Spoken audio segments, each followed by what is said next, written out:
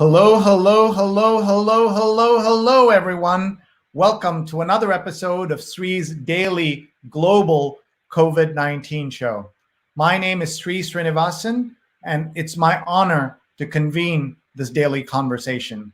We go around the world to understand three aspects of the COVID-19 crisis: the economic aspects, the health aspects, and the racial inequality aspects of the crisis. Today, we have a very unusual show. We're meeting at noon Eastern instead of our usual 9 p.m. And we do that usually when we have our guests from Europe, because 9 p.m. Eastern is the middle of the night, and we'd rather have them come in when they're awake. And we have as our guest today an unusual story to share with you. Ryan Colaço is with us.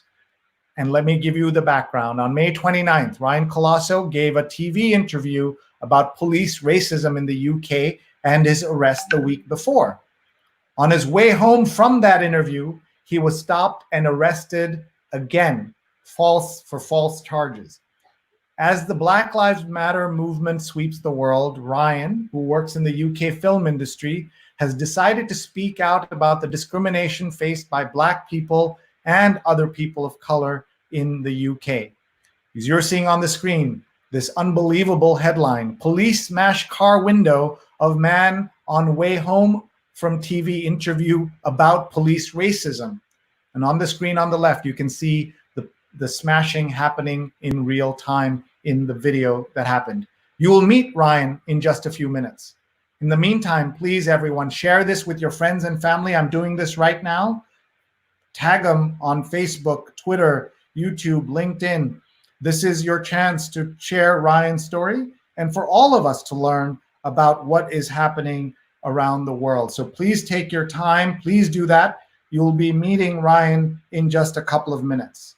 If you haven't followed me yet on YouTube, please do so. I am at Sreenet on YouTube, where you can find my entire collection of stories that we've been doing. This is episode number 121. That means we've been on the air for 4 months straight. And we're extremely humbled by this amazing response we've gotten to our show. Please join us and please spread the word.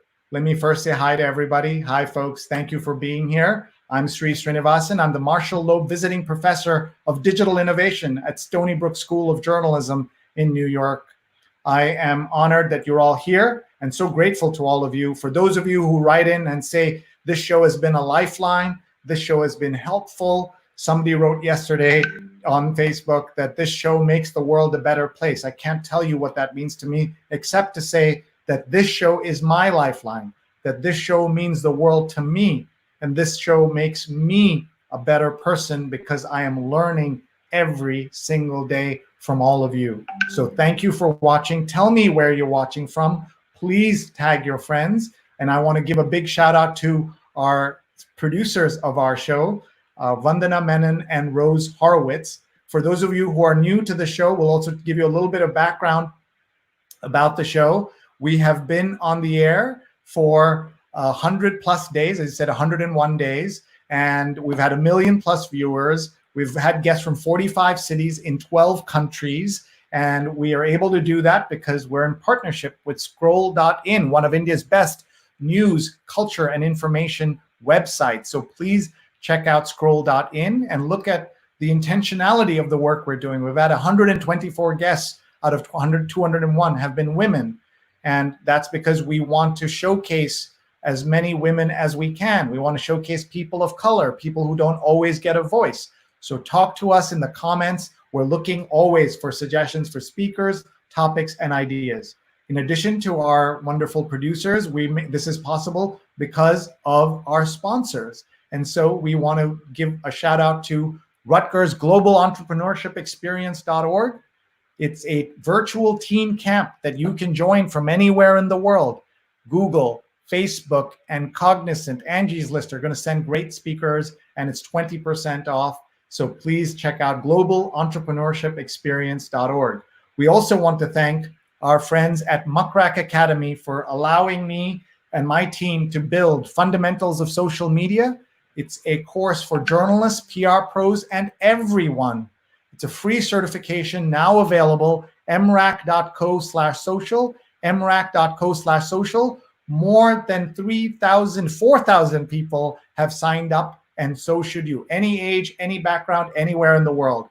And we have just one more ad. We have to pay our bills before we get to Ryan. Please tag your friends. Please tell them to join us. Ryan will be with us in 60 seconds. And that's because I want to tell you about this fabulous new show that I am an executive producer of. It's called She's on Call. And here's the ad for the show.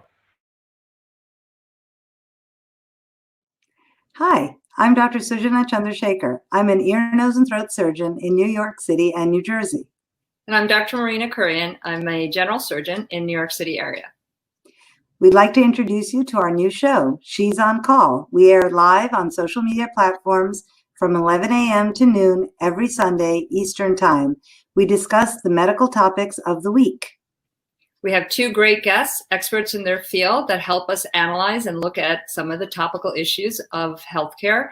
And we are on 11 to 12, so please join us. We'd love to answer your questions, so please share and watch and send us your questions and comments. See you Sundays at 11. So everyone, please sign up for She's on Call. We'll see you at Sunday on 11 a.m. Eastern, 11 a.m. Eastern, and you can watch on Facebook and on Twitter and on YouTube. Follow at She's on Call, and you won't see me because I'm the co-executive producer with these two awesome surgeons, my friends Marina and Sujana. Are you ready to meet Ryan and hear his story and ask him questions? Please tell us in the comments the questions you have on Facebook, on Twitter, on YouTube, and on LinkedIn. I want to be enough of a hype man for Ryan. Are you ready, Ryan? Give me a thumbs up backstage. And there he is, and he's here. Hi, Ryan. How are you doing? I'm good, thanks, Human. How are you doing? Good. We'll need you to speak up a little bit. We make sure everybody can hear you. And thanks for being here. We are going to be talking about very serious issues about racism, about the state of what's happening in the UK. But we start our shows, Ryan, by always asking, how are you doing? How's your family doing with regards to the pandemic first? Yeah, thank you very much for asking that. Yeah, my family, as far as I know, because I check on them, yeah, they're good. They're very good. In fact, one of my stops happened when I was dropping food. The first stop, the police stop, happened when I was dropping food to my family. But yeah, I really appreciate you asking that. They're all right, and I'm all right, thank you. How's your family doing? Oh, thank you very much for asking. Tell us about where you are exactly and what's the situation in London with the pandemic right now.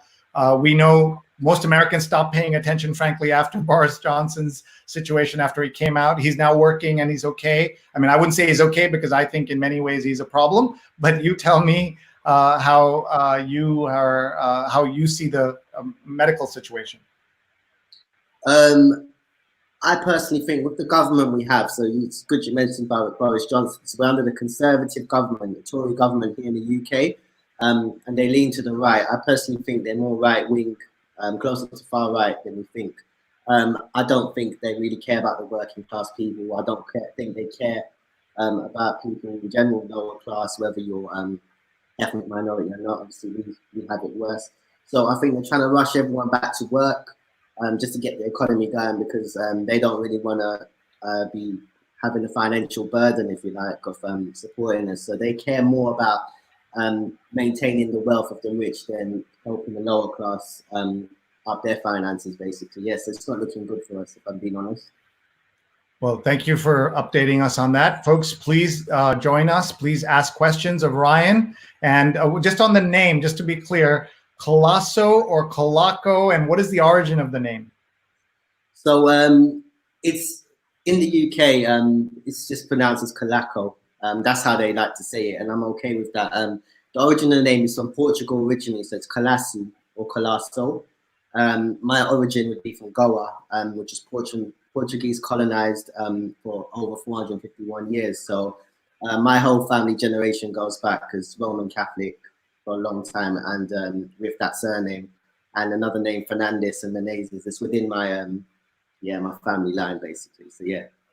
Okay, well, that's good to know. I learned, you taught me something already. I learned how to make that little accent under the C in your name. So I learned that. So thank you for doing that.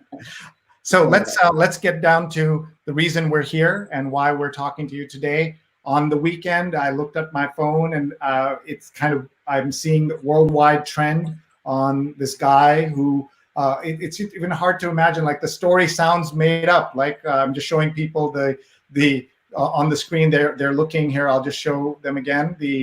I'll take off this banner.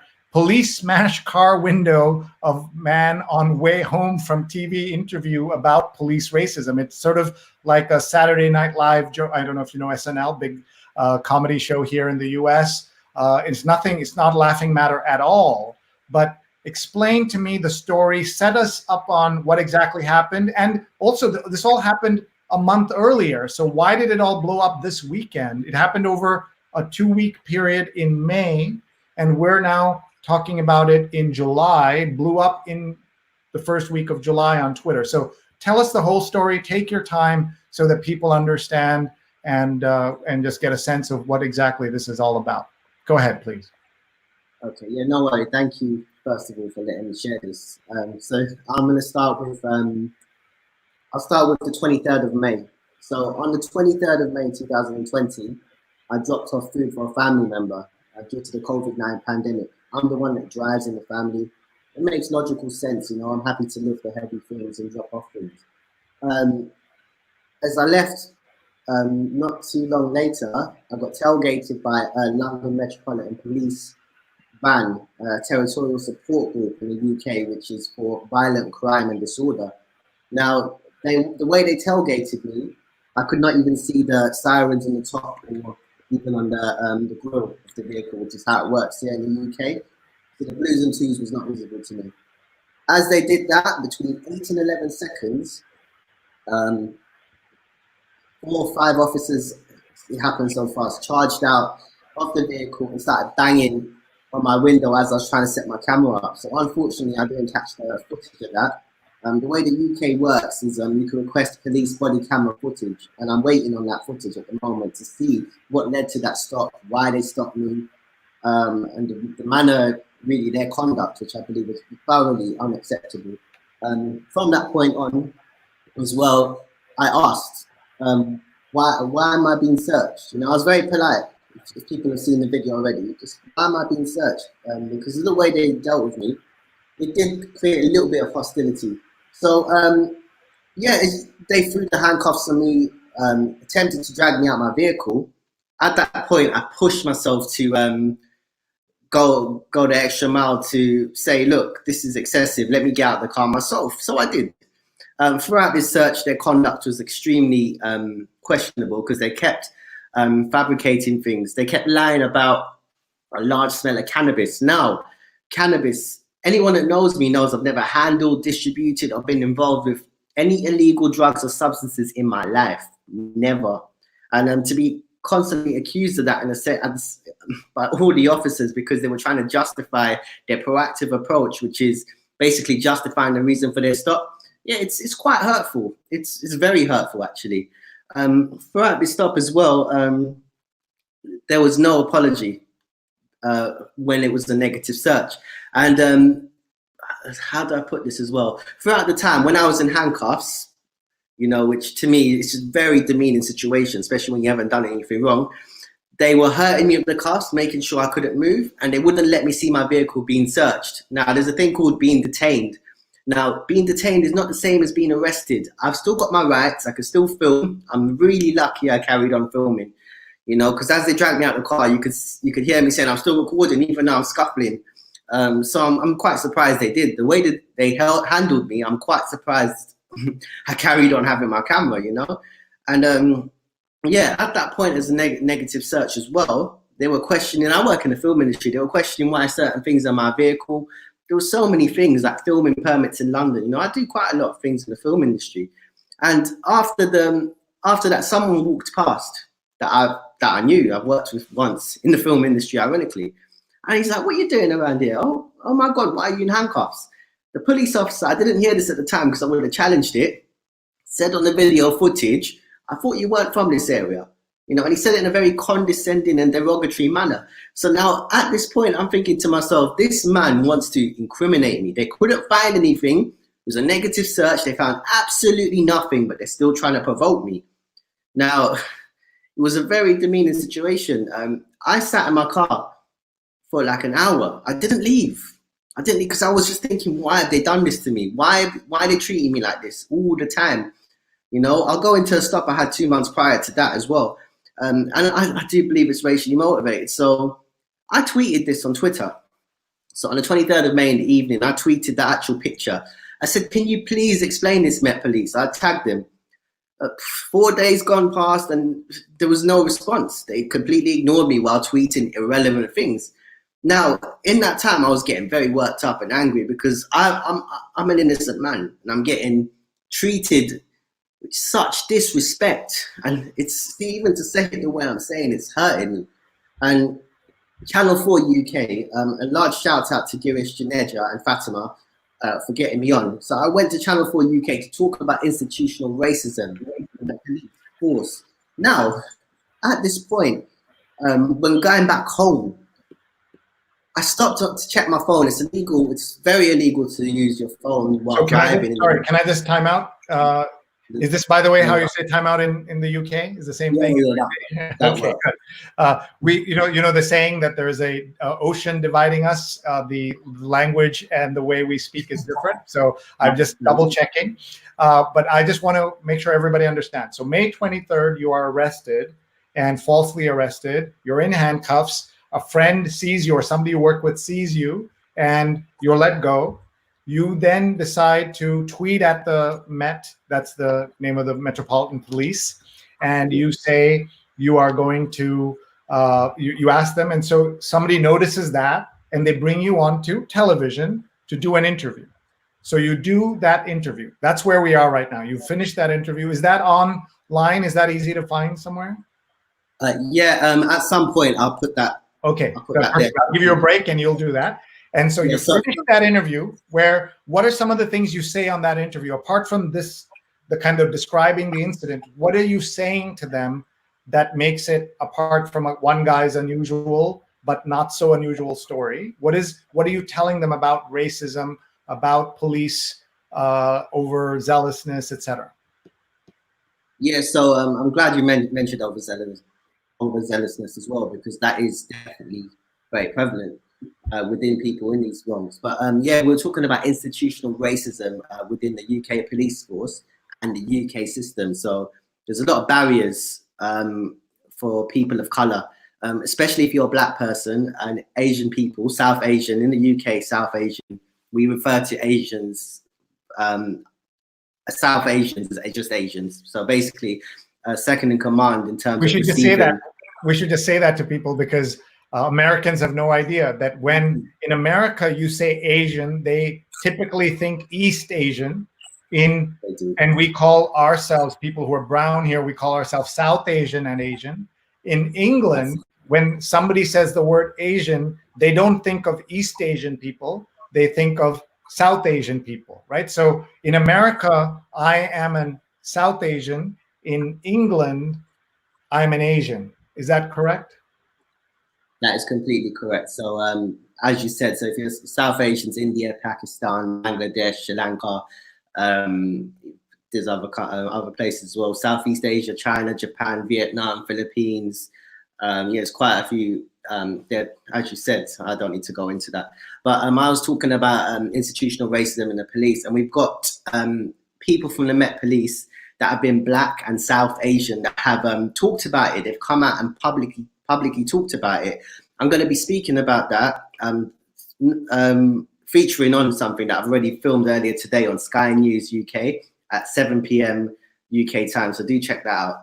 But literally, as I went home from that interview, I stopped to check my phone, just to check the notifications I had. In the city of London, which is like an enclave within Greater London. So just to explain that to people, so it's got its own police force. It's like the Queen's Police. It's like a very prestige part of London that was the original part of London, the city of London. So just again, just to interrupt, I'm sorry, just so that people understand, you're telling us where, so give us some names of neighborhoods and things like that so people understand where you were and where we ended up. When you just took us, you were stopping just to check your phone because there are notifications and you've just been on TV. So obviously your phone may have been blowing up. But talk about that and where are we roughly in terms of neighborhoods that people might know, landmarks that people might know.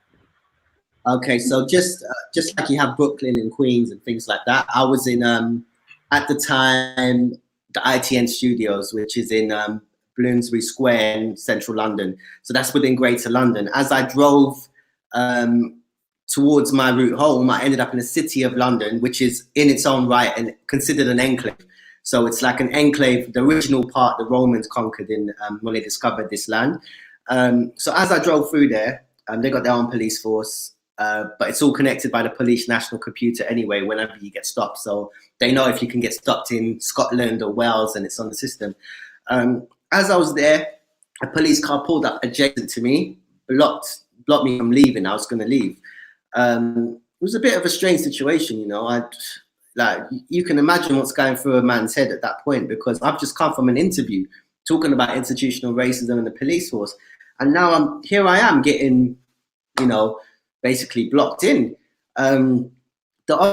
Because this is not all released to the press at the moment, I won't go into too much detail on it, but they accused me of, it's in the exact words of the videos, if you go and check on social media, of dashing things within my waistband. Those are the exact words said. Now, clearly nothing was dashed in there. Everyone knows that now. Now, my biggest concern was, this is the start of the interaction. So they've already broken my trust. Not that my trust is strong anyway, but any sort of thread, if you like, that would have been there was gone. Now I was really worried for my safety. At this point, I just ended up in handcuffs, just in case, you know, handcuffs is very demeaning. After 6 days earlier, you know, I was in handcuffs for no reason. I wasn't a threat, and I didn't want that to happen again. And just as I said that, the irony, because I was talking about this throughout the time, it was only a couple of minutes, by the way. You know, you not see the full footage, but that was not a long time at all. I promise you that. Yeah, you could see he just start smashing the window. It took about 4 hits, and yeah, the rest is history. You could see me trying to protect myself. My safety wasn't taken into any consideration whatsoever. I could have got glass. I had glass actually hit my arm. It was it's quite So shall we play the footage? Of course you can, yeah. Okay, so set it up again for us. You've stopped for a few minutes to check your phone, and yeah, go ahead. Yeah. No, I stopped a bit longer than that, but then they turned up. So, and you were looking down. You were distracted, right? So it could be anybody could sneak up on you, right? If you're distracted on your phone. Oh no, I was going to leave, and that's when they turned up. That's when they must have been. Right. Yeah. So they pulled around you, right? So there's a car blocking your exit. Though you guys are on the other side, maybe it was this way, but there's something blocking you, right? Yeah. So you're trying to get out of, and you're blocked right there, and that's how you knew. And then they come to your window, correct? So now let's play the video here. What will we hear and see on this video? The main details of it. So just the limited interaction, and also excessive force. Necessary force for someone that would have even been guilty. I clearly wasn't, but I was never a threat. So even then, there's no way of justifying it. So your point is, it's not that you were, let's take aside whether you were guilty of something or not. No one should be treated that way, right? That's your point. That's my biggest point. But it just further worsens the fact that I wasn't guilty. So okay. I don't, yeah. Okay, here we go. We're going to play this and everybody watch. It's about a minute of footage here. Speaking to you, you've been in and around your waistband. What are you following with? I'm with my camera. Okay, so you've blocked the road as well. I'm not dashing anything to my waistband. Detained at this moment again. The Misuse of Drugs Act. I need to be told. I'm not going to be handcuffed. No, listen to me. No, listen. Don't drugs on my life. How does this keep happening? This can't keep happening to me, man. I'm getting scared. I don't know what's going to happen to me if I come out of the vehicle. I haven't got a problem coming out the car. I just want to make sure I'm not handcuffed. Can't go anywhere.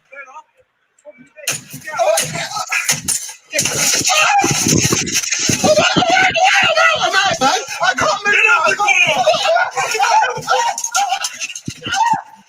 Look at me.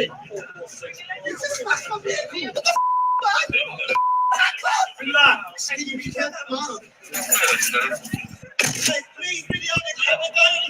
Things cold in it. Did you get a camera when we came out? Okay, and I see you kind of hiding your face there. And what is it like to now see it for the 1000th time? You experienced it, obviously. What are you thinking? Yeah, it gets worse and worse every time. When I watch it, I think I underreacted. As well, I didn't think I could scream like that. It goes to show, doesn't it? When you're actually in a situation, like you can't anticipate how you might react to it. So that was something to learn from my side of it. But yeah, it's quite traumatizing, and I've got a lot of messages of support. And again, it's just like I said, guilty or not, I could have had stashes. I could have millions of pounds worth of Class A drugs in my, well, what's considered Class A in the UK, in my vehicle. It would not have justified that. I was never a threat. While some people like to put videos online of them maybe getting confrontational with police officers, they don't even have that on me. I was never confrontational, man. And it's just unjustified. And what do you think? Do you think it was, what do you think from what I've said on that anyway? So I'm not saying to form your opinion, but from what I've said anyway.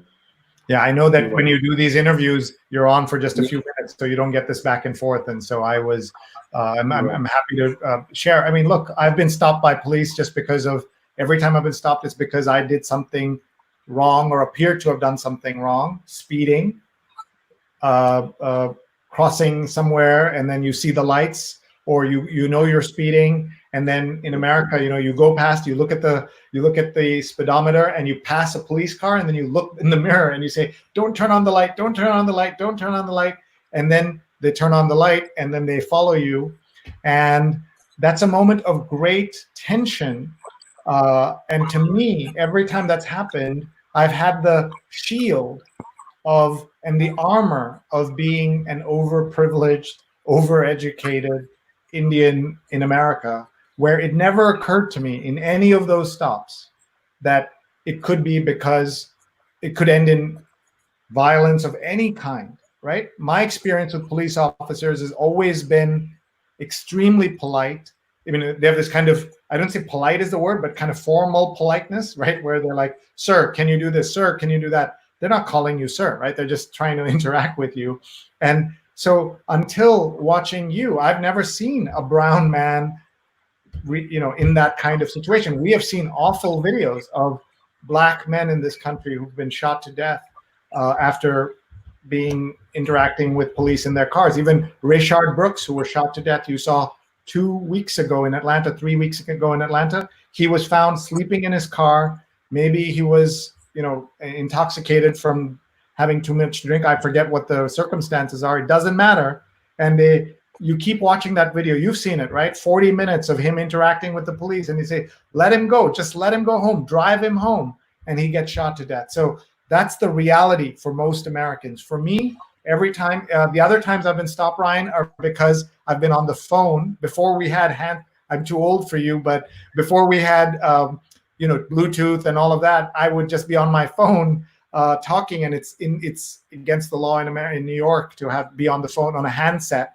And once I got stopped going, we don't own a car, so we rent a car, and so from the rental to our house, it was like 3-minute drive. I used the phone to say to my wife, "Come downstairs," and I hear the siren, and then they come up to me, and I then am able to just say to the police officer, in one case, I talked myself out of a ticket where I said, "Sorry, officer," and I apologized. But there is a sense of nervousness, but not because I'm thinking it's going to end in violence. It's just fear of authority. That's all it has been in my experience. So to see how you reacted and what you went through, having been through it before, is there a video of that first encounter?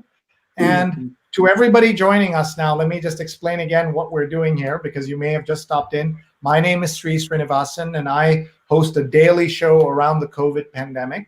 and we cover health, economy, and racial injustice. And in this case, we're talking to Ryan Colaço, who was stopped on May 23rd for, he was stopped and accused of having drugs. He did not have any. And then he was let go. He goes on television and talks about having this police racism encounter. In his opinion, that was a racist encounter. And on his way home, he stopped on his phone. He's reading his messages. He pulls out of the car, tries to get out. He's blocked by police, who then accuse him of stashing something in his waistband. And that's the video we just saw. He was trending all over the world, this story. And I want to ask Ryan at this moment, I'm going to bring Ryan back on the camera. I wanted to give him a moment to share some links, which he has done. And just bring him back on camera, Ryan, to just talk about what happened after that. So they let you go, right? They searched you, didn't find anything, and they let you go. So this was all a month ago. Why did this blow up this weekend? This is blown up this weekend because I did an article for the Guardian newspaper, and it got shared nicely on Twitter and Reddit, I believe. And yeah, the algorithms just went crazy. And obviously, what's going on with Black Lives Matter and also police brutality and racism in the world, I think that might have contributed very heavily to it. So I added a lot of weight to my story, and I'm so thankful everyone that shared this, because I honestly didn't really want to do it. It shows me in such a vulnerable position, and I felt to myself, because they let me out so late from the police station. This is why I think it went. This is just additional points. They let me out 12 hours later after a strip search, drug testing, also not seeing a nurse or medic for 6 hours, smashing my head on the pavement or the sidewalk, as you say in America, then picking me up and smashing it on the concrete wall. Brutal handcuff scarring I still have from it as well. On top of that, I got stopped on foot. Well, I had to wait 4 or 5 hours before I can collect my vehicle from the impound. I walked about a mile to do that, and I got stopped on foot as I was doing it by police. So even then, people just found the irony of the story. It's just like, why are you harassing this man? And when I eventually got my car back, it was given to me in that condition that you just showed the pictures of, with the glass smashed, also outside the City of London police station. So if you go to the beginning of that video, you can probably see the picture because it's the thumbnail of it. Yeah, it's just hard to it's just hard for anyone to accept it's happened. And if I told people this story verbally without the evidence, I wouldn't blame anyone for not believing me, because it just sounds ridiculous. And the fact is, I've been released under investigation, which makes no sense. And the actual charge they might potentially want to put on me, which I don't see happening, it would be really stupid for them. You know, I'm pretty sure even they see it like that, to put a charge on me called obstruction of a drug search. No drugs to obstruct. You know, the way they approached me, the way they lied about what happened, what they could see on both stories as well. No, it's just, you cannot make this up. And those are literally my words when you read the article. You cannot make this up. It's trended on World Star Hip Hop. It's trended on Vlad TV. It's all over the US. I've been getting messages from everywhere in the world. It's trended in Africa. It's trended in South Asia. It's trended in Southeast Asia. It's trended in Europe. People are angry even in countries like Portugal, Hungary, where else? Germany. You know, I'm just so thankful people have been getting at me, because I've got so much message of support. Obviously, I've had the far right here and there. You know, with those comments, you're always going to find them. And also people saying you deserved it, and also people mixing up my stories with my stories of other people. But I'm just so thankful that it's been shared. But the fact is, because it was such a brutal story, and the things that have happened and continue still happening, because technically speaking, I'm still under investigation, right? This is why it's trended, I believe, that people just are shocked. So, yeah. So tell us a little bit about the reaction from the officials. You're still under investigation. Could you face charges, as you said, and has anybody in power apologized to you for the situation? Technically speaking, yes. They could either give me a letter through my door saying no further action, or another letter saying a court date, which would then mean I'd have to raise money to get a solicitor sorted. Those are the two outcomes. And at that point, if it's no further action, all they'll be liable for is to pay for my window, which the irony of it, the inconvenience around that speaks for itself more than the fact that just paying for the window was an inconvenience, because it was very peak COVID-19 time. It was 30th of May in the UK. We were still on although our government's been terrible with the word lockdown, been horrendous, badly handled, we were still in that part of lockdown where nothing was open. So I struggled, man. Like, I've never cried in my life. Like, I don't cry basically as much. Like, really, it's been years. But I wasn't gonna blame myself if I did, because why should I have to go through that? I haven't done anything wrong. We found nothing. I think it's just a case of the police trying to justify their actions. So the Met Police and the City of London Police, two police forces now that I've got problems with, just trying to justify their actions. And no, in short, I've not received any sort of apology or acknowledgement. Just the facts from the Met. They said that they're going to scrutinize every incident. So they are attempting to, because they deal with ethnic minorities the most. So they're attempting to basically just shine some light on it. Just say, you know what, because there's a lot of things going on in relation to the Met. They're under a lot of scrutiny with a lot of cases. They need to act like they care at the very least. But the City of London, they just released a very general statement. You're free to read that. It's on the Guardian newspaper as well, the bottom of the article. But it's just basically along the lines of a man got arrested for obstructing a drug search. He's been released under investigation. That's it. I find that horrendous. I find that absolutely diabolical that we could even consider writing such a poor statement, because I just don't think they could justify themselves. So that's probably why they've done it. So just to be clear again, so this is where it's happening, and they start hitting your window here. This is so scary to me. It could have gone in your eye, right? They didn't check you to see, did you go in your eye, right? The piece of glass could have gone in your eye, could have cut you up in your arm. Anything could have happened. They didn't even care. That's the part that's among the many parts of this that is so upsetting. Again, we want to say also, I think we're very conscious, both of us, as being South Asian or Asian rather than African American, that those incidents in America that have ended badly in a completely different way, that, you know, we're not taking attention away from that by talking about this story. You decided to speak about this because you want to say that Black Lives Matter, right? And that people are going through this. And if you speaking up brings any attention to this, that's a good thing. And you're not trying to distract from, you know, somebody says, oh, poor boy, you hurt your wrist, so what? We don't care. Like, look at people dying. What is your response to that? As anyone knows, I'm a very, very strong advocate of Black Lives Matter. My entire life, in all fairness, until the age of maybe 16, my company was predominantly Black males and Black females. I didn't have a lot of friends of other ethnic origins because of the way I've grown up. I met South Asian people later on in life. So yeah, I do empathize a lot with all cultures and that are going through this. But Black Lives Matter is very, very prominent because Black people are 9 times more likely than white people to get stopped. Asian people, South Asian people, at the lowest figure, are at least 3 times more likely. And to me, that is still horrendous, man. I just cannot. I cannot believe that figure is astonishing, because when you look at who takes these drugs, especially the higher end drugs, you know, cannabis is not as serious. It's normally, you know, it's normally white males, and they'd agree with that. You know, like there's a thing about 50. What do you call it? Just because 50-year-old onward white males have been convicted of paedophilia, doesn't mean every white male that's 50 plus is a paedophile, and that's very true. So that's the same with every young Black male, every young South Asian male. Doesn't mean they're a drug dealer.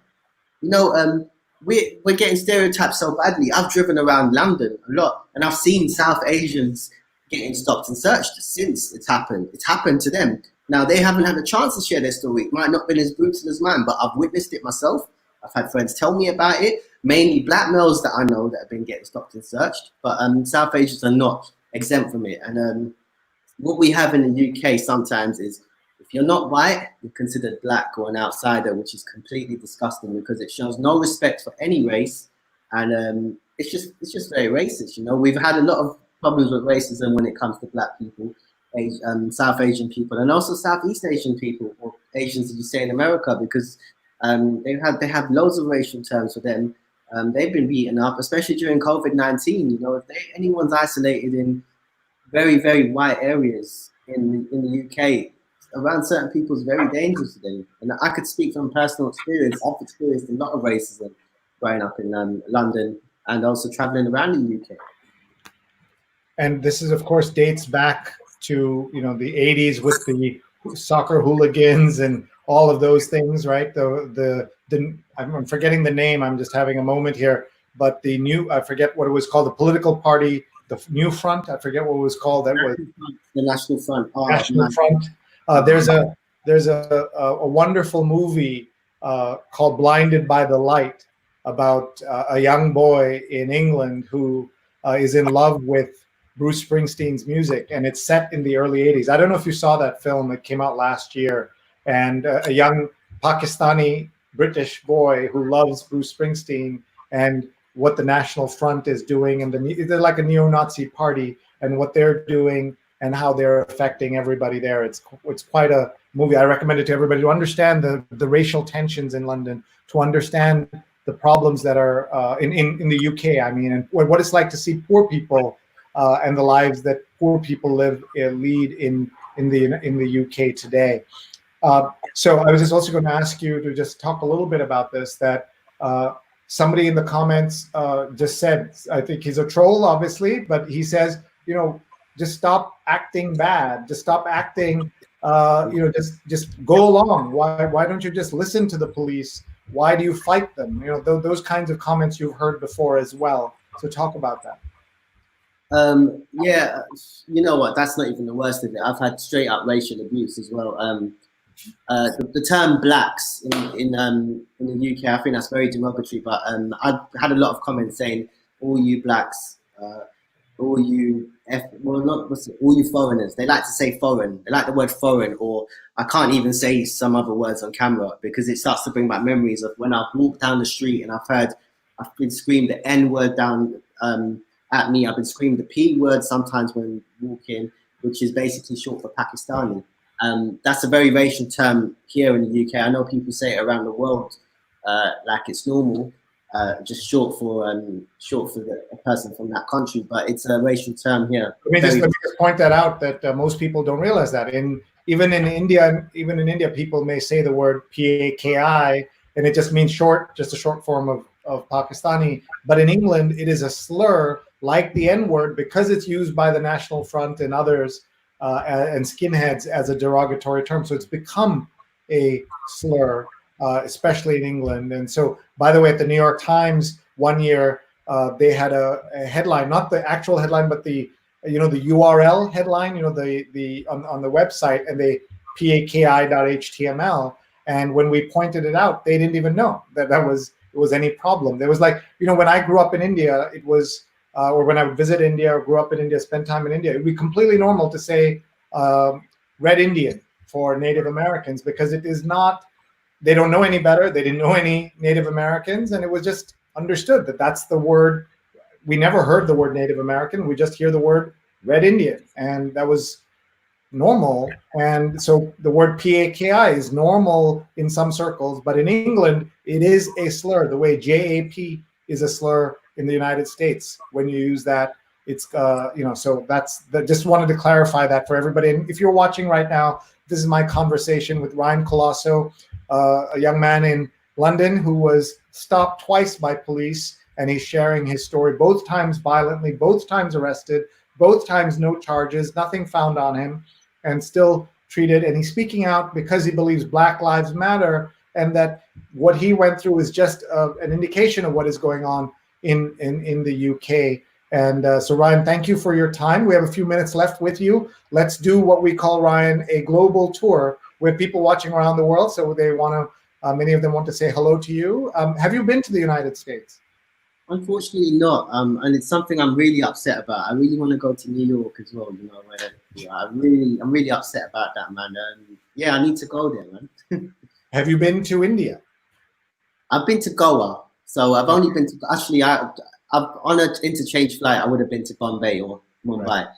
So other than that, no, I've only been to Goa, and I wouldn't say Goa is an experience of India in general, because it's a bit, culturally, India is so big, so many different cultures. Every 20 kilometers, the language will probably change. We're all the same to the races, but culturally, we're completely different. So, yeah, I'd like to go to certain places. Delhi would be nice, New Delhi. And see the Taj Mahal, right? You would like to do that too. Yeah, and just to point out to everyone, Goa is an amazing place. I've been there for work and for my brother's wedding. He got married there. It's a destination wedding place. It's a fabulous part of India, but like any part of India has, incredible beauty. Also its problems, like any place in the world. And but Goa was ruled by the Portuguese. It was one of their colonies overseas. And so it's a very high Roman Catholic population, and names like Fernandez and Gonzalez and all of those are typical. Diaz is a typical kind of Goan name. D'Souza. In America, we have this ridiculous man named Dinesh D'Souza, who is Goan, I'm sorry to say. Do you know who that is? He's not going to me. I know you. You're saying we don't claim him, right? Like we don't claim him. We don't claim him, man. I can't. No. No, thank you. Okay. All right. Let's see who's watching. And by the way, I have my own people I don't want to claim, so we're not going to make them famous. Let's see. Jonathan's watching from Union Square, so you're going to come and visit New York, and everyone tell him what he should do in New York when he comes here. What should he eat and go to so that he can make a trip, plan a trip. Seattle, Bruce is watching from. Rajan is watching from Center Reach, Long Island. Joy has posted a video to you. Stefan says, thankful to be here from Ramsey, New Jersey. Vandana has posted a link to you. She's one of our fabulous producers. Anand's watching from Andhra Pradesh in India. Folks, put in your comments, put in your questions. Ellen's in New York. Rajan is posting your video, My Unlawful Stop and Search. Oro is watching. Ashok is watching from Kerala, India, where my parents live. Rose is tweeting and sharing, and she is one of the producers of this show. And Stefan says, I'm sorry that you were treated like this. I'm shaking like a leaf just now. I can't imagine how you're feeling, having been in that car and now seeing this so many times. Feel for you, and we'll continue to share your story. And I should point out, Stefan is the son of a New York City police officer who is retired, who was one of the first women in the police department to carry a gun. And having a gun is a incredible responsibility. And I want to ask you about that. We Americans who know nothing about England, we have this vision of British police officers as kind of the friendly Bobby, and he has a tall hat and he has a no gun and all of that. So explain why it wasn't Bobby who was stopping you. Okay. The thing is with American stereotypes of the UK, a lot of them are outdated, especially with the dental care. The dental care in the UK, as much as we've got a lot of problems here in general, it's very good. We've got the best, probably one of the best dental care systems in the world. We're not as good as Germany when it comes to development, but there's a lot of stereotypes. Wait, we got to stop there. We got to stop and show me your teeth. Oh, nice. You know what? That's a bad example, because I pulled my braces out when I was a kid. I pulled them out after 2-3 days, so I'm not the best example. Okay? No, but that's pretty good. Those are pretty good teeth for not having left your braces on. That's pretty cool. They knock your teeth out for it, so I was lucky they naturally went into position. So lucky. Oh man, but yeah, it's how do I put this in terms? Sorry, I don't want to drift off. How did we end up here, by the way? How did we end up talking about your teeth? Yeah, sorry, I was just trying to point out the stereotypes. Basically, they're very off. It's the same with the accent. They think a lot of our accents are soft and things like that. It's a very dangerous place sometimes. It's you lot call them the projects, we call them the ends of the estates. Council estates. It's quite dangerous in London for first or place. But let me not drift off too much. So with these stereotypes of the police, you're very much right in thinking that not all police have guns in London. But they do have tasers, and they have the handcuffs. They have batons as well, koshes, which is what they hit you with. Not all police are trained to have guns. There are special units for that. Now, the reason I was scared was because of the way I've been treated prior. But I do think if this was another situation, considering what's happened in the video, I could have been in danger of being shot. I've been getting a lot of comments about that. But we're one of the only countries in the world that not all police, especially Europe, that not all police have guns. And yeah, it's quite surprising. But there are special forces and they are very brutal here. So, but yeah, I'm quite lucky they don't all have guns here, basically. So yeah. But the people who stopped you had guns, obviously. No, they were territorial support group. So they're level 1. I won't go too much into that, but basically they're riot police, riot for violence. The first one, so the Met Police, they didn't have guns, but they had riot gear. So imagine. The second one, I don't know if they. I think some of the officers present would have had guns on the second one because that was a City of London police in the enclave of London. It's a completely different area of London. It's like going to Times Square and going to Brooklyn. It's a different kind of, it's like the urban side, and then you got the city, the center of the city. Yeah, it's quite.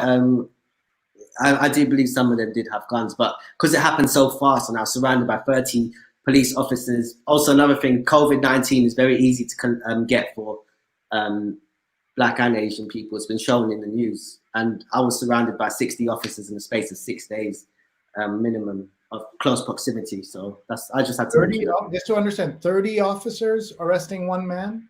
Yeah, I'm definitely FBI top 10 if there was such a thing in the UK.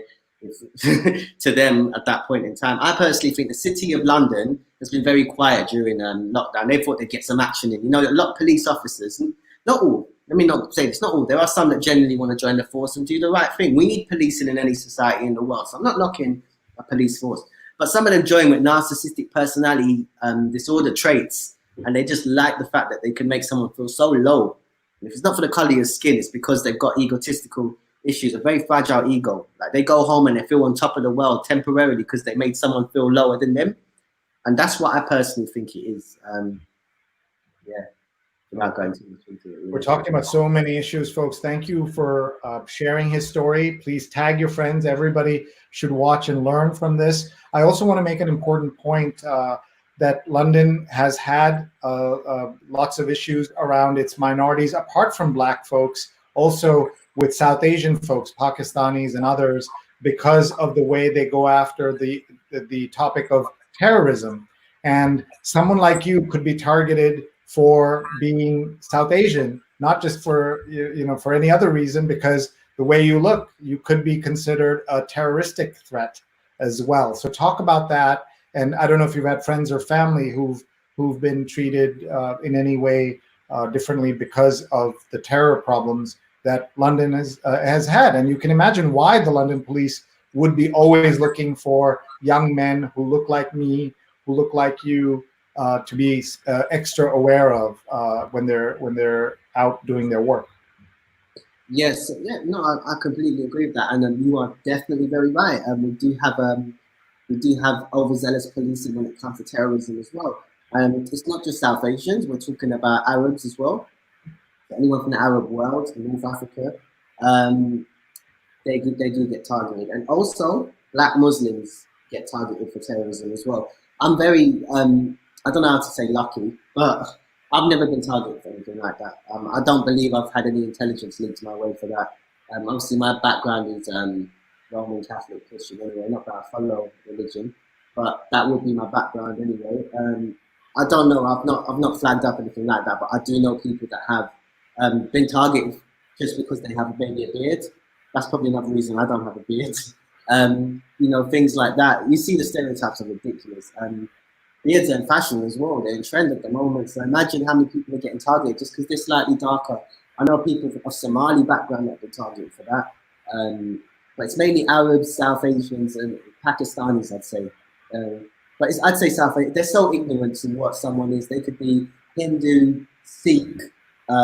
Sikhs could be targeted for terrorism, and they're not even, there's a completely separate religion. Not that any religion should be targeted for it, but that's what they're trying to insinuate, And it just gets so ridiculous. They can't even tell the difference despite their education. And it's even worse when they grow up around South Asians, some of them, or Black people, It's it's a big issue.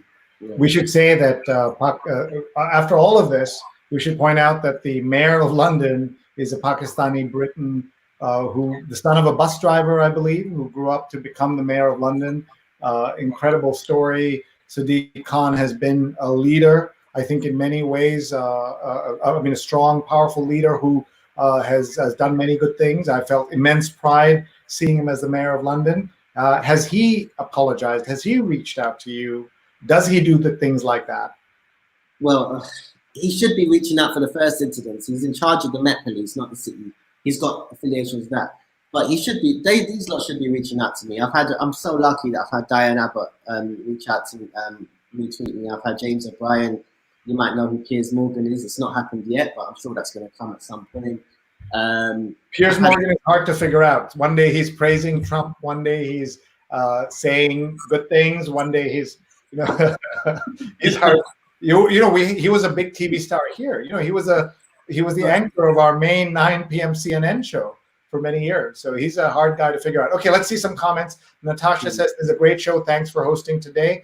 Natasha says, "I have another South Asian British friend who was assaulted during COVID-19 by a woman who he was spat and verbally abused, and he was not helped by the police.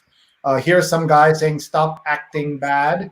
What does that mean? Does he mean, is he talking about, tell us about how you're dressed that affects how people think of you. There's the line from the Jay-Z song, right? When he says the 99 Problem song, where he says, "Are you stopping me because my hat's too low, right? Because I'm young and I'm black and my hat's too low." Isn't that the lyric? You know your music better than me. But that if you were wearing a suit and tie and you didn't have a baseball cap, you would be treated differently. Potentially, yeah. It might be a case, but I've also been targeted wearing a suit. I've known someone that's been targeted during this pandemic wearing a suit going to work. They couldn't go to work because they got thrown down in the rain in their suit. They couldn't go to work like that. It's happened to me. I've been targeted in my suit. It's looking at the way someone dresses. It's ridiculous. Like, drug dealers like to stay undercover as well, as far as I know. Like, not all drug dealers would dress a certain way, So yeah, it's a ridiculous reason. And to say stop acting bad, like I said, it's not the worst of the comments I've got. So I just laugh it off. Quite hilarious. Here's the lyric. This in the song, he's stopped by a police officer, and he says he hears from the police, "Son, do you know what I'm stopping you for? Because I'm young and I'm black and my hat's real low." That's the reply that Jay-Z gives, right? That's the line. And then the next, do you know the next line? I know the next line. Do you know it? No, the next line is, "Do I look like a mind reader, sir? I don't know. Am I under arrest or should I guess some more?" And that's basically the tragedy of Black Americans who are stopped for no reason. Now, Jay-Z's background, we know what he was doing and what he was involved in before he became superstar. But he's lucky he's alive, and the life he's led and the things he's been able to do. And you think about the thousands of people who've been affected badly, not just in America, but anywhere because of the way they look. Nobody should be affected for the way they look or they dress. What did your family say when this happened the second time? Did anybody say to you, don't talk about this, just keep it quiet, don't go public, this is bad for us, bad for our community? Did you get any of those kind of aunties or uncles saying those things? My community, the UK Goan community, they do know about it. My dad's just more stressed out about what's happened to me, and naturally so. I can understand. It's not him experiencing it. To have your child experiencing it must be quite traumatic. I'm just very happy it's happened to me and not someone else that would probably be broken. These are the things that can cause even more severe issues. I can look out the window and look at my vehicle, and it does stress me out looking at it. You'll see it later on Sky News how it's still messed up. I did emphasize that. But some people might, I don't know how to put it, but, take things to the next level. You might not see them in front of the camera right now, I know people suffer in silence and then they don't exist anymore. So, yeah, I'm just thankful I've had all the support around me, and also so much support worldwide. I'm so humbled, and I've still got so many messages to get through. I'm getting feedback to everyone, Listen, I'm just a normal person. Just because I'm getting all these messages now doesn't mean anything. I'm getting back to everyone, and I want to hear people's stories. I'm not special, man. It could have happened to anyone else. I'm just someone that shared my story. I want people to still message me, and I'm so humbled by your support, man. Thank you all so much, man. Well, I know you reply to everybody because you replied to me. You didn't know me, and you responded. So that was that was great. Let's just see a few comments here. Rejan says, "I'm thinking about all my interactions with the police over the years. I've never been stopped for being brown. Ticketed when a white person would not have been. Can't say for sure." Raghav says, "Police brutalities are a reality, even more so in India. Just look at these extrajudicial killings happening all over the country.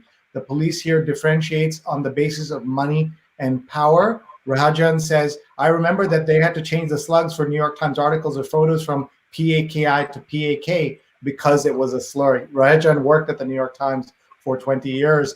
He says, "I'm not certain if this is a more general attitude among East Europeans, but a relative of mine pursued a woman from Poland, and she referred to him as it referred to him an Asian as black." So that's what you were saying as well, right? Look at this. Stefan says, "If you ever come to New York, hit me up, Spin It Social, and this born and bred New Yorker will give you a tour of a lifetime. You have an instant new friend here." My brother. Love for that, man. I appreciate. I'm going to take you up on that offer, you know. Yeah. Seriously. Because of the Portuguese colonial connection, I knew a woman whose surname was De Silva. She was of Sri Lankan descent.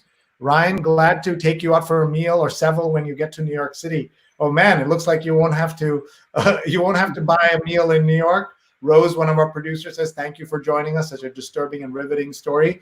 Pavan Dhingra, who was on my show last night talking about education. We want everybody to go in and look at our archives. We talked about what is happening with education in the US. And he was here. He's a professor, and he's written a book about the quality of education and how we should think about things. It's called Hyper Education, and everybody should see it. My archives, folks, are at youtube.com/SreeNet. Everybody should take a look at the archives. We have more than 120 shows, 4 months nonstop. We've been on the air every single day, only because of the support we've gotten. Let's see if we can get you any meals in other cities. Here we go. Anand says, "You're welcome to my home in Andhra Pradesh, bro." So that's a state in India. And more links are coming. And Stefan, whose mother was a police officer, says, "My mother always treated everyone with the utmost respect. She was not only one of the first female cops on the streets with men in 1973, but her partner was also African-American female officer. She knows what horrible treatment can be. She was always harassed like crazy for being a woman. She was a real trailblazer who always stood up for what's right." And Rajan has put in a Sadiq Khan profile link. Jonathan says, "Interesting program." I'm not going to show you this tweet, folks, but I'm looking now. I'm so horrified. I'm looking down on my feed. There's a Twitter handle, Stupid Ends, Death to Black People. Somebody has just tweeted that. Imagine finding the show somewhere in the world and making it your mission to write death to Black people by seeing the two of us. Unbelievable. But this is what the trolls do, and just incredible. I'm so upset. I'm not going to show it to you, but I'm sure you're seeing things like this. The right are coming after you, aren't they? Oh, I've got the far right on my case.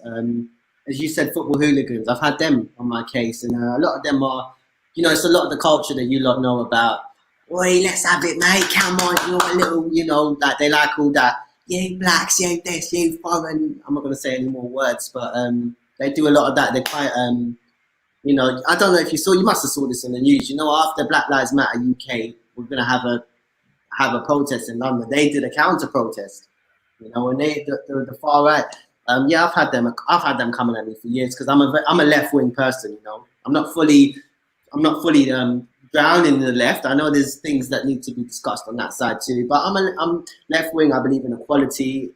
You know, I believe in equality. Yeah, equality. Sorry, I believe in equality. I just want everyone to, you know, just be equal. Basically, I don't know how to articulate that better at the moment, but. Yeah. Rajan says, "Keyboard warriors can hide behind the internet." And I'll say to you, sir, if you're watching, you are a coward. You won't put your name to it. You call yourself Stupid and something, and then you tweet and run away. You're a coward. You and people like you are cowards, is all I can say. Fernando's watching from LA. You're in the movie business, so of course you want to get to LA, see Hollywood. Yeah. And Professor Dhingra says that's a horrible tweet. Thank you for not showing us that and giving the person a bigger voice. Excellent. And people are commenting. So before we let you go, tell me about your work and what do you do, and talk a little bit about that. So yeah, I'm a film industry professional. I work in the locations department, which is worldwide anyway, but I work in the UK.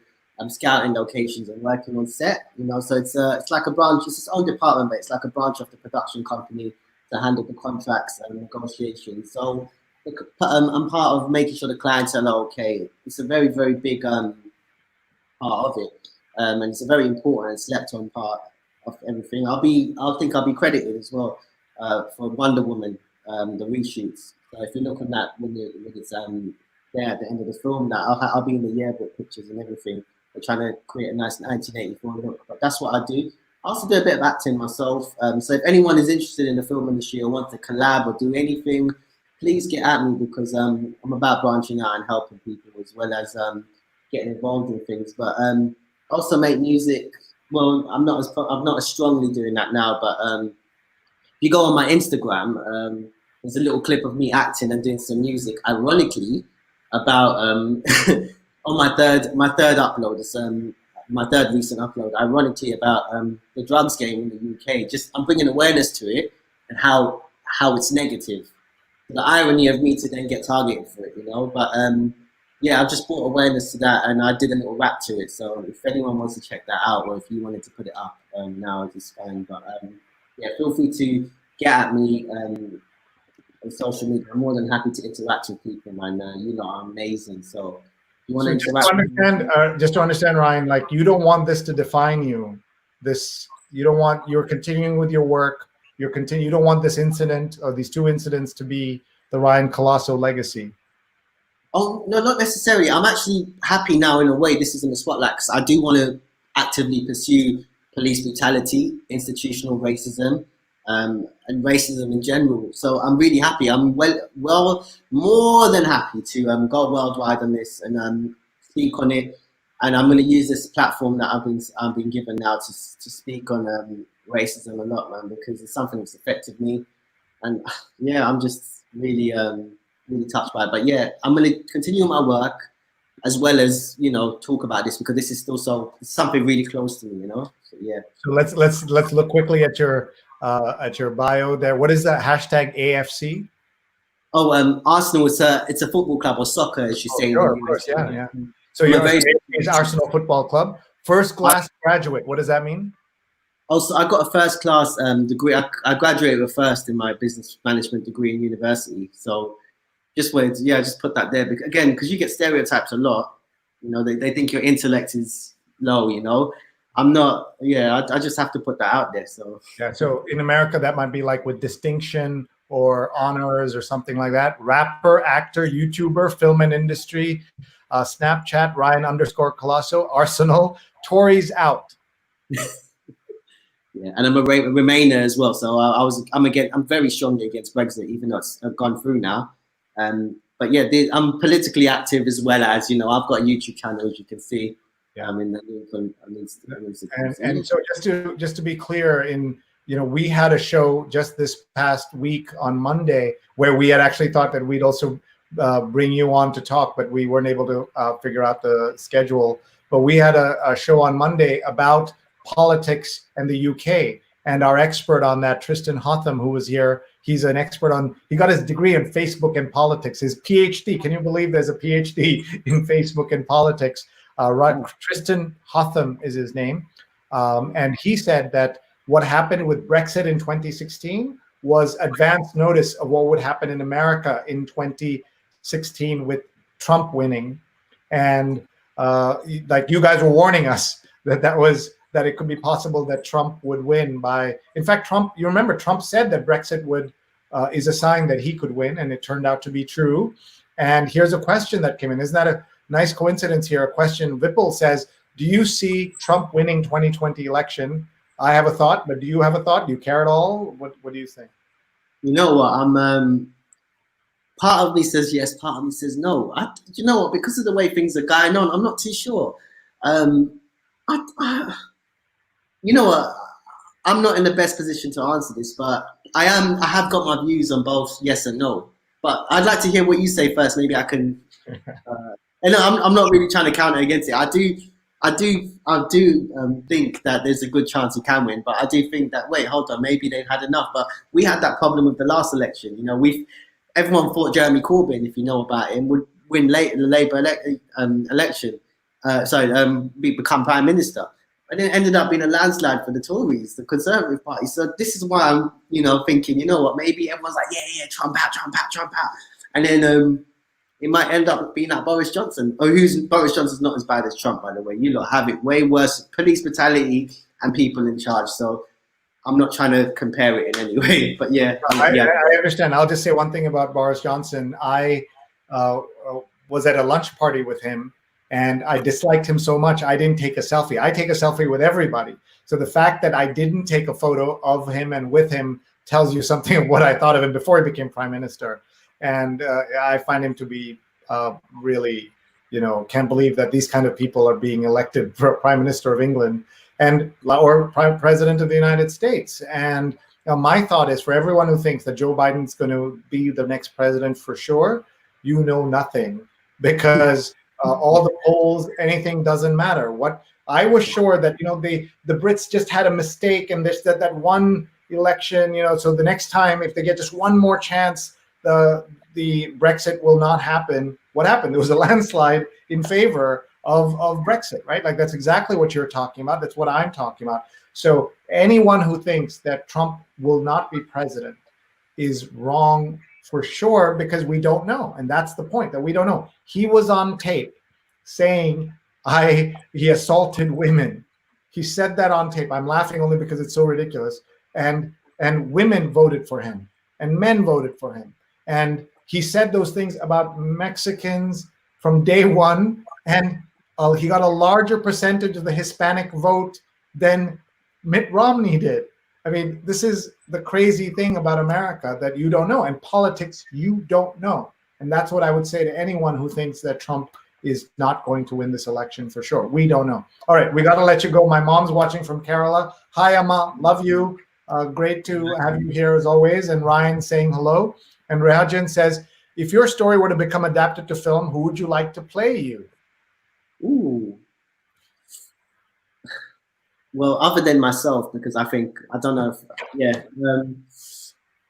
that's a tough one. That is a tough question. No, I've never thought of that. At all, if I'm being very honest with you. Maybe John Boyega. I would say that, wouldn't I? Very, very nice. Good answer. Shah Rukh Khan, how about that? He's too old. He can play the older you. At least Johnson can compose an English sentence recognizable as such. Johnson and Trump are each controlled by the alien organism atop their heads. And Ellen says that's all that he can do. So we're getting into name calling here, including by me. So it's time to stop. Time to let you go. Give you a chance for a final thought. And before you go, one other thing that we do on this show is we say their names of the victims of police brutality. So would you join me in saying, I'll put up the name. Would you read them with me? Is that okay? In America, names in America. But can you start and give us your final thoughts, please? My final thoughts. First of all, thank you for having me on. I really appreciate it. My final thoughts are police brutality is very real. Racism is extremely real. While we may not hear it as much in a verbal sense, it's definitely institutional and systematic. And it's something that needs to be conquered. And the only way we're going to do this is from now on, people speaking out. And I'm happy to be up there now doing it. That's why I put my video out there. After not getting any justice, I feel that I need to lead this now with other people.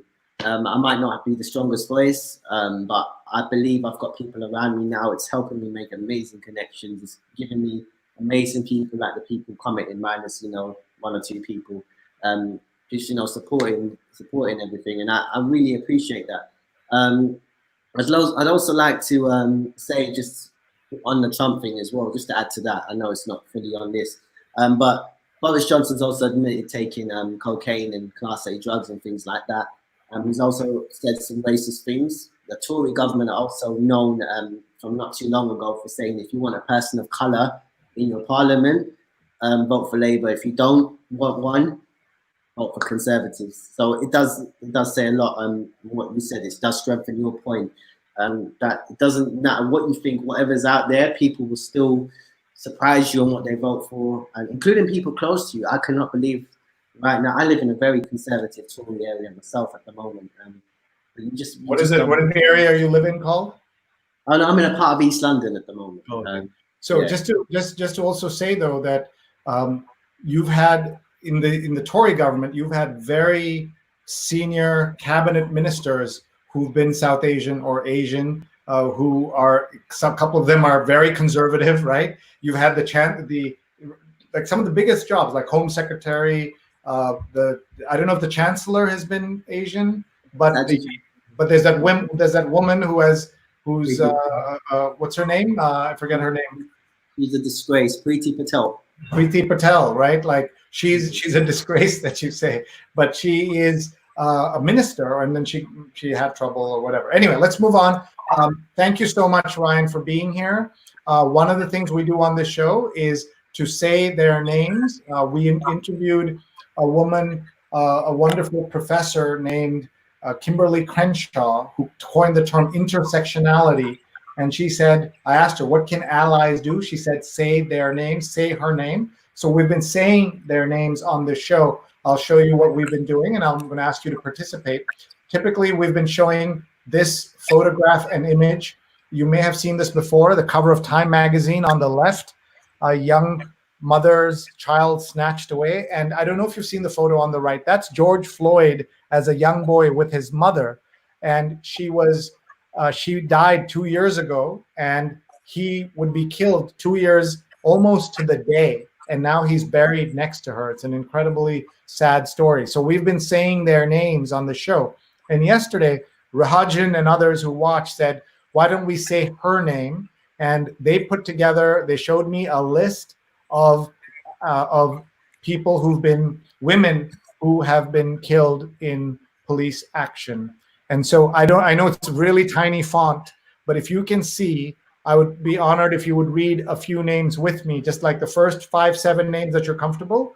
And I know pronunciation and all of that will be hard because you've not seen this list before, but why don't you start and then I'll finish up the list. So please go ahead. You only want me to read the first 5? Yeah, just the name, just the first and last name. Yeah, that's all. Okay, Breonna Taylor, which I know about. Atatiana Jefferson, Charlena Shavon Lyles, Corinne Gaines, India Kager, Sandra Bland, Alexia Christian, Maya Hall, Megan Hockaday, Janisha Fondle, Natasha McKenna. I think I read too much, didn't I? No, it's thank you. Tanisha Anderson, Aura Rosser, Shanique Proctor, Michelle Cousseau, Pearlie Golden, Gabriela Navarez, Yvette Smith, Renisha McBride, Miriam Carey, Kayam Livingston, Kayla Moore, Shelley Frey, Melissa Williams, Shulena Weldon, Alicia Thomas, Chantel Davis, Charmel Edwards, Rekia Boyd, Cherise Francis, Alania Stanley Jones, Tariko Wilson, Catherine Johnston, Alberta Spruill, Kendra James, Latanya Haggerty, Margaret Laverne Mitchell, Taisha Miller, Danette Daniels, Frankie Ann Perkins, Sanji Taylor, and Eleanor Bumpers. And we are thinking of all of them and just saying that this is the country, this is the world in which we live. Our friend here, Ryan, is a victim of police violence in one way, but he knows how lucky he is compared to how things end in other places and could end even in England. And we are very grateful to you folks. So this Say Her Name is something new we've introduced and feedback from all of you. We apologize for messing up the names. That's not on Ryan, that's on me. I never warned him that we were going to do that. You handled that beautifully. Thank you. And we will continue to do this. And I also want to say that I am the son-in-law of a police officer in India, police chief in India. I believe in the importance of police officers, but no police officer has the right to be judge, jury, and executioner. And you know, one of the things, Ryan, that people write to me and say, why do you say their names? Why did you say all the names of the Black people killed in Black on Black violence? And I say, because police are held to a higher standard.